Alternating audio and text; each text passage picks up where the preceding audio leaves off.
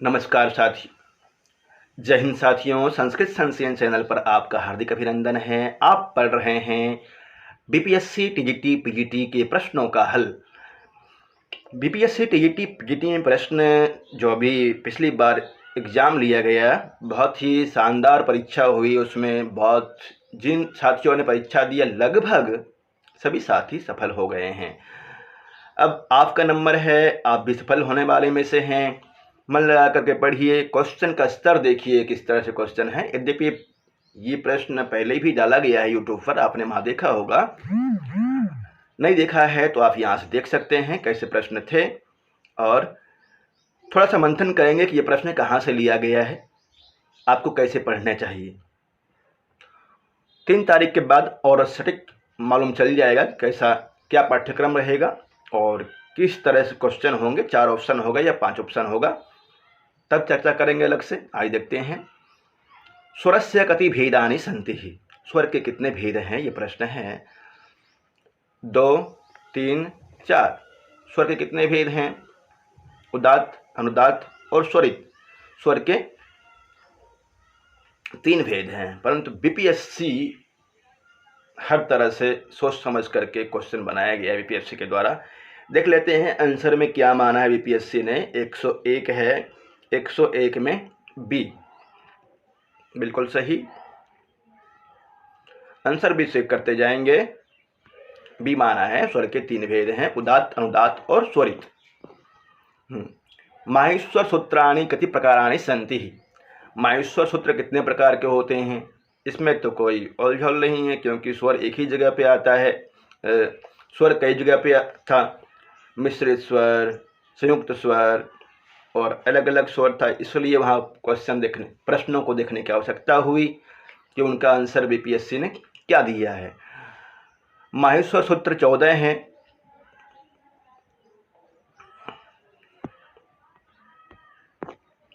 अगला प्रश्न है, संस्कृत भाषायाम लिंगस्य कति प्रकाराणि सन्ति ही, संस्कृत भाषा में लिंग कितने प्रकार के होते हैं? ये जो सरल प्रश्न होता है ना, थोड़ा सा घुमाने वाला होता है यार। लिंग तो 3 होते हैं, स्त्रीलिंग, पुल्लिंग, नपुंसकलिंग, और पीजीटी में ये प्रश्न पूछा गया, टीजीटी में प्रश्न पूछा गया है लिंग कितने होते हैं। इतना सरल कैसे प्रश्न पूछ लेगा, मन में आता है, पर ये प्रश्न पूछा गया है। 103 का उत्तर है ए।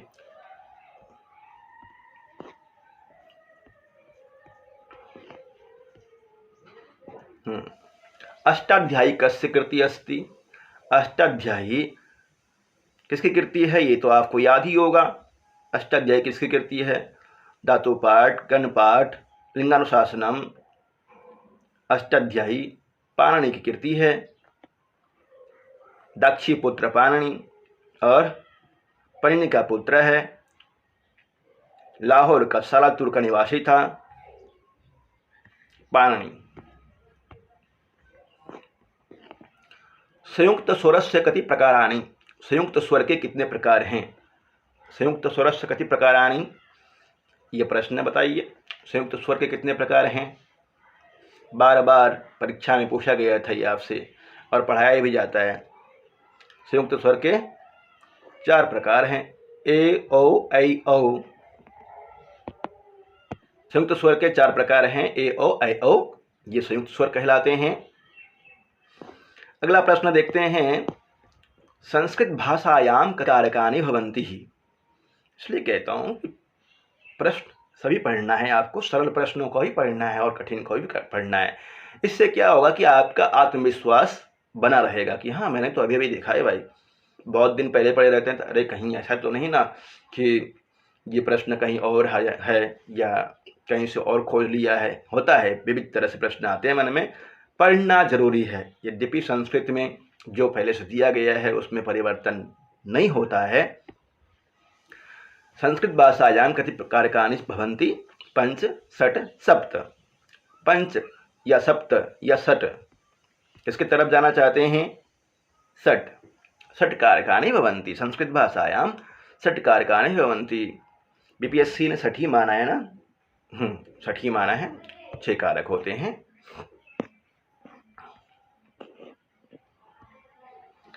किमिति सर्वनाम शब्दस्य नपुंसकलिंगे द्वितीया विभक्तो बहुवचने किम रूपम भवति। किम के कानी ये रूप चलता है। द्वितीया विभक्ति बहुवचन में क्या रूप चलेगा? किम के कानी ये हो जाएगा। द्वितीया विभक्ति बहुवचन में रूप कहा गया ना। सर्वनाम शब्द नपुंसकलिंग में द्वितीया विभक्तो बहुवचन में रूप पूछ रहा है। ये ध्यान रखना है आपको और रूप भी याद करना है। अधिक से अधिक रूप याद करें, रूप काम आएगा। अस्मत् चुस्मत् सर्वनाम के शब्द रूप अच्छी तरह से याद कर लेंगे। देखिए यहाँ भी एकादशन इत्यस्य नपुंसकलिंगे प्रथमा विभक्तो बहुवचने किम रूपम भवति। एकादशन इसके नपुंसकलिंग में प्रथमा विभक्ति बहुवचन में क्या रूप बनेगा? प्रथमा विभक्ति बहुवचन में नपुंसकलिंगे प्रथमा विभक्ति बहुवचने किम रूपम भवति। एकादशानी एकादशानी एकादशान क्या बनेगा इसमें से? उपयुक्तेषु एकस्मात् अधिकः उपयुक्तेषु किंचन अपि नास्ति। इसका हो जाएगा उपयुक्तेषु किंचन अपि नास्ति। 108 का भी PSP ने माना है उपयुक्तेषु किंचन अपि नास्ति। एकादशानी रूप नहीं बनेगा और एकादशानी भी नहीं बनेगा, इसलिए अच्छी तरह से याद कर लेंगे इन रूपों को। सर प्लस ऐक्यम इत्यत्र का संधि भवति। सर प्लस ऐक्यम इत्यत्र का संधि भविष्यति। क्या होगा इसमें बताइए? सर्वैक्यम होगा, सर्वाऐक्यम होगा, सर्वैक्यम होगा, उपर्युक्तेषु एकस्मात् अधिकः या उपर्युक्तेषु किंचन अपि नास्ति।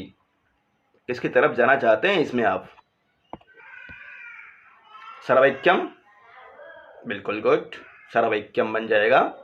सर्वैक्यम वृद्धि संधि, वृद्धि रही सूत्र से। यद्यपि देख रहे हैं सरल क्वेश्चन भी है और कठिन क्वेश्चन भी है। बस यही है कि आपको अवधान से बार बार दोहराना है, सफल हो जाएंगे आप। दिनचर्या बना के पढ़िए। अगला प्रश्न है यद्यपि इत्यस्य संधिच्छेदो भविष्यति। यद्यपि इस शब्द में संधि विच्छेद होगा। क्या? यद प्लस अपि, यद इद अपि, यदि प्लस अपि, उपर्युक्तेषु एकस्मात् अधिकः उपर्युक्तेषु किंचन अपि नास्ति। किसकी तरफ जाना चाहते हैं आप? सी, यदि प्लस अपि यद्यपि। गुड, यदि प्लस अपि यद्यपि ही हो जाएगा।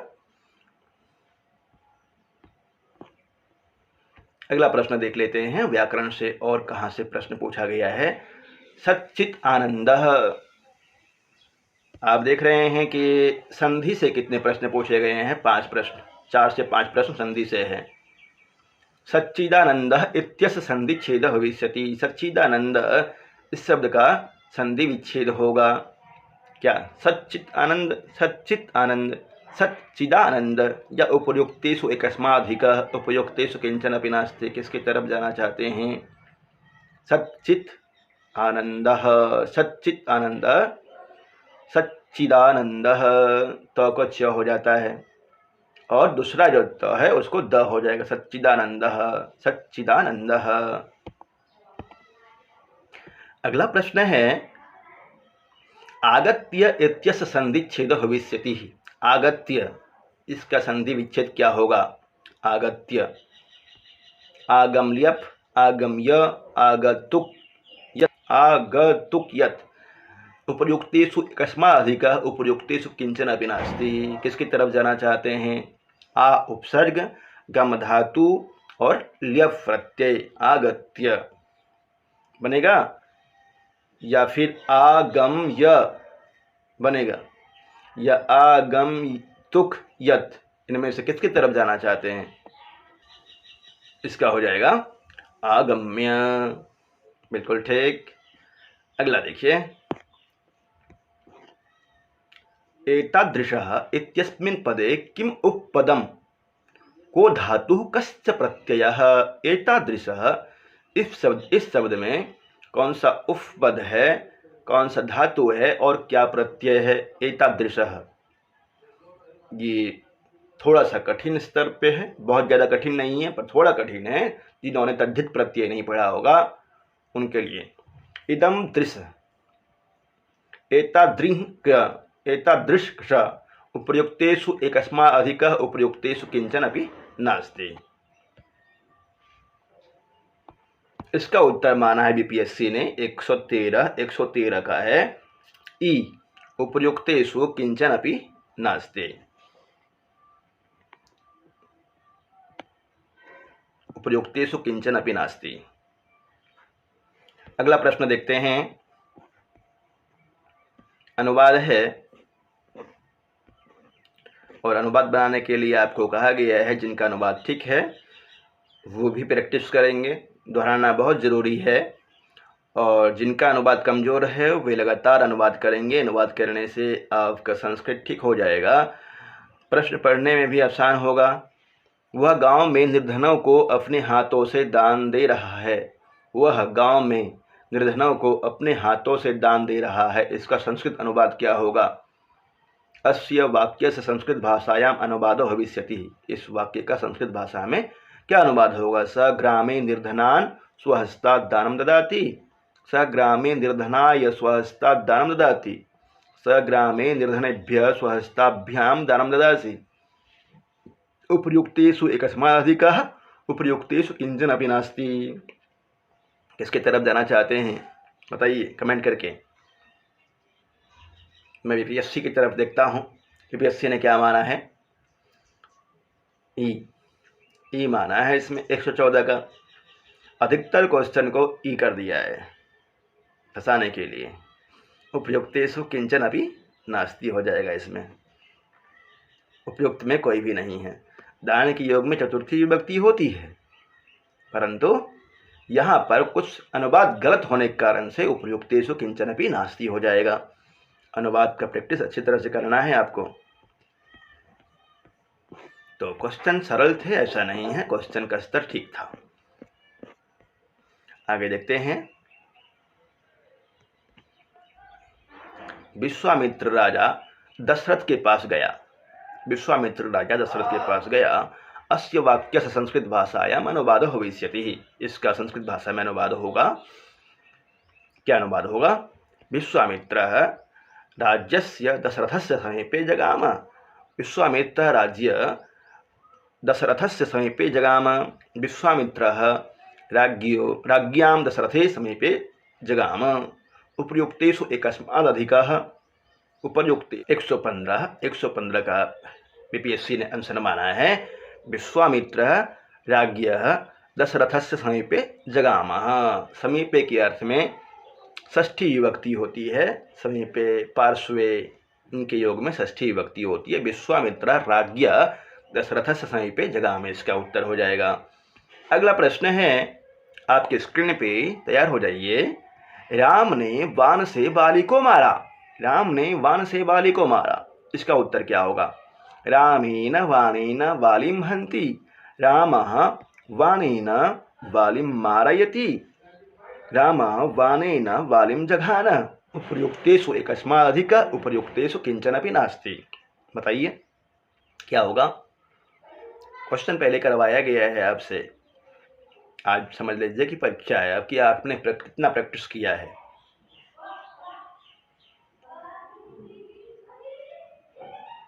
किसकी तरफ जाना चाहते हैं? 116 बीपीएससी। और ये प्रश्न आपके पास बार बार आता है ये वाला जब अनुवाद करते हैं तो। रामः बाणेन बालिं जघान, बीपीएससी ने सी माना है और यही सी ही होता है। ये वाला बहुत प्रसिद्ध प्रश्न, बहुत अनुवाद पूछा जाता है ये। रामः बाणेन बालिं जघानः। राम ने बाण से बाली को मारा।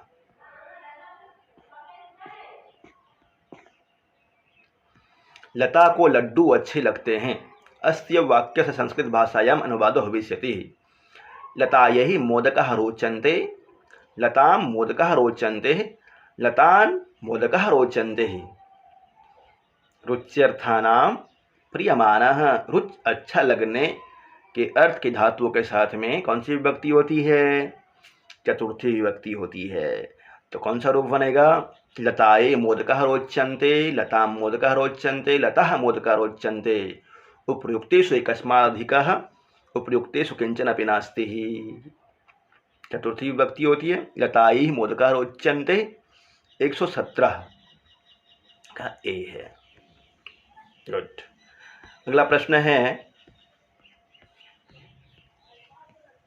और 2-3 प्रश्न हैं, देख लीजिए। प्राणी मात्र का भला हो, अस्य वाक्यस्य संस्कृत भाषायाम अनुवादो भविष्यति। प्राणी मात्र का भला हो, इसका संस्कृत में अनुवाद क्या होगा? प्राणी मात्राय भद्रम भूयात्, सर्वे सन्तु निरामयाः। प्राणी मात्रस्य भद्रम भूयात्, उपर्युक्तेषु एकस्मात् अधिकः, उपर्युक्तेषु किंचन अपि नास्ति। 118वां क्वेश्चन का उत्तर उपर्युक्तेषु किंचन अपि नास्ति दिया हुआ है। प्राणी मात्र का भला हो, इसका संस्कृत में अनुवाद करना है। प्राणी मात्रस्य भद्रम भूयात्, प्राणी मात्रस्य भद्रम भूयात्, प्राणी मात्राय भद्रम भूयात्। कुशलम, सुखम, हितम चतुर्थी भी होती है, षष्ठी भी होती है। यहाँ पे बीपीएससी के द्वारा 118 का डी माना गया है। उपर्युक्तेषु एकस्मात् अधिकः। क्यों? क्योंकि चतुर्थी और षष्ठी दोनों होती है। कुशलम, मद्रम, भद्रम, कुशलम, भद्रम, सुखम इत्यादि शब्दों के साथ में चतुर्थी। सूत्र है चतुर्थी चाशिष्य युष्य मद्र भद्र कुशल सुखार्थ। चतुर्थी भी होती है और षष्ठी भी होती है। अगला प्रश्न है, जी हाँ साथियों, यदि आपने संस्कृत संशयन चैनल को सब्सक्राइब नहीं किया है, सब्सक्राइब करें। और यदि आप चाणक्य बैच के साथ में संस्कृत बीपीएससी की तैयारी करना चाहते हैं, टीजीटी पीजीटी की, तो आप जुड़ सकते हैं मेरे साथ में और तैयारी कर सकते हैं। सब सैनिकों में वीरेंद्र शूरवीर है। अब इसका अनुवाद बनाइए। सब सैनिकों में वीरेंद्र शूरवीर है। यतश्च निर्धारणम, सूत्र पढ़े हैं, आपको पढ़ाया है मैंने, और बार बार ये प्रश्न पूछता हूँ। क्या होगा इसका उत्तर बताइए। सर्वेषु सैनिकेषु वीरेन्द्रः शूरवीरतमः विद्यते, सर्वात् सैनिकात् वीरेन्द्रः शूरवीरतमः विद्यते, सर्वेषां सैनिकानां वीरेन्द्रः शूरवीरतमो विद्यते। उपर्युक्तेषु एकस्मादधिकः, उपर्युक्तेषु किंचन अपि नास्ति। किसकी तरफ जाएंगे? उपर्युक्तेषु एकस्मादधिकः। अधिकतर क्वेश्चन का आंसर डी दिया हुआ है और ई दिया हुआ है, भ्रमित करने के लिए। जो साथी अच्छी तरह से पढ़ेंगे उन्हें कोई परेशानी नहीं होगी, और जो साथी नहीं पढ़ेंगे, अच्छी तरह से दोहराएंगे नहीं, उनको परेशानी होगी। पढ़ना पड़ेगा, विशद दोहराना पड़ेगा। दोहरा लीजिएगा, बिना दोहराए आपको परेशानी होगी, आत्मविश्वास नहीं रहेगा, क्योंकि क्वेश्चन ही इस तरह से पूछता है बीपीएससी। तो तैयारी करके जाना है। आपने बहुत पढ़ा है, बहुत कुछ जान रहे हैं आप, फिर भी एक बार दोहरा लीजिए ना, ठीक रहेगा। क्योंकि बीपीएससी नाम से ही जान रहे हैं। बालक प्रातः काल विद्यालय को जाते हैं, इसका अनुवाद क्या होगा? बालकः प्रातः काले विद्यालयाय गच्छन्ति, बालकः प्रातः काले विद्यालयं गच्छन्ति, बालकः प्रातः काले विद्यालये गच्छन्ति। उपर्युक्तेषु एकस्मात् अधिकः, इसका भी उत्तर डी हो जाएगा। एक सूत्र है गत्यर्थक कर्मणि चेष्टायमना ध्वनि। गत्यर्थक कर्मणि चतुर्थी चेष्टायमना ध्वनि। चतुर्थी और द्वितीया दोनों होती है जाने के अर्थ में। ग्रामम गच्छति, ग्रामाय गच्छति, ये बार बार आपको बताया जाता है। बालकः प्रातः काले विद्यालयाय गच्छति भी रूप बनेगा, और बालकः प्रातः काले विद्यालयम गच्छति, ये दोनों रूप बन जाएगा, विद्यालयाय और विद्यालयम। तो ऐसे प्रश्न आते हैं। 6-7 प्रश्न आपका अनुवाद में से है और विभक्ति में से। अनुवाद विभक्ति अच्छी तरह से याद करना है आपको, इनको दोहरा लेना है। जिन साथियों ने पढ़ा है पहले से, बहुत शानदार, परंतु आपको भी दोहराना है। और जो साथी अभी नहीं पढ़ पा रहे हैं, जिन्होंने याद नहीं किया है, वे भी याद कर लेंगे। धन्यवाद।